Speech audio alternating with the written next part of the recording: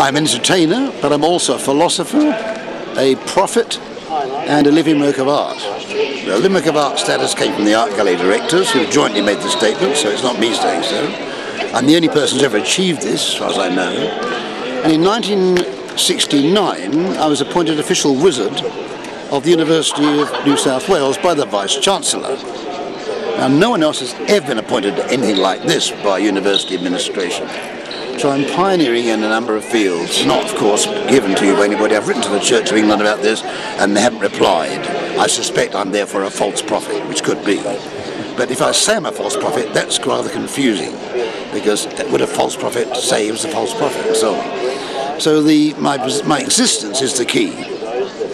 Being me is what it's all about, not about what I do. What did you think when the earthquake hit? You don't really think in this occasion.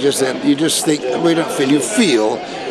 I felt as I was in a cocktail shaker, more or less, at the time, being tossed up and down and sideways. Usually go sideways in earthquakes. This one was up and down as well. Most curious feeling. Did you know immediately that it was worse than the previous earthquake?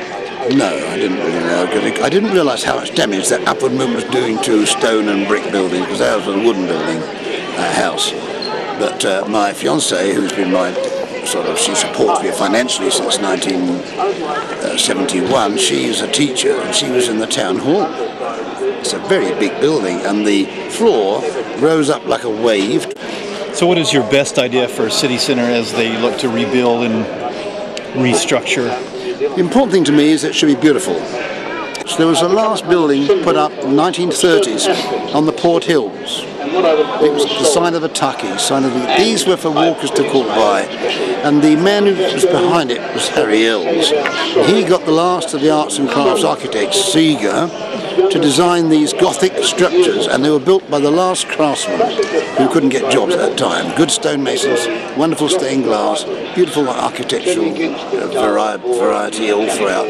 So there's our last good buildings in Christchurch, were built on the Port Hills in the 1930s.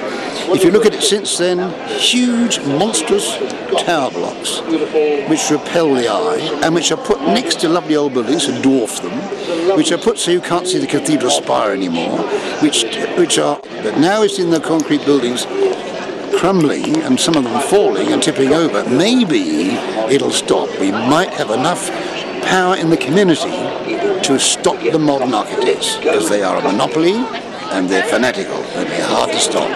We might better do it. Maybe the new electronic media, like this Facebook stuff, and with websites like yours and mine, this may do the trick. We might get what I call a Gothic rebellion.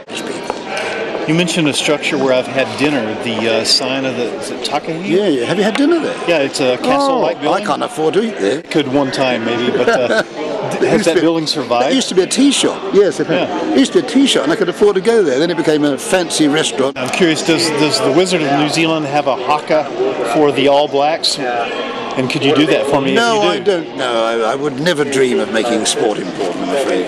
Okay. There's enough interest in sport. It doesn't need anyone else to support it. We need more people involved in the arts, I think.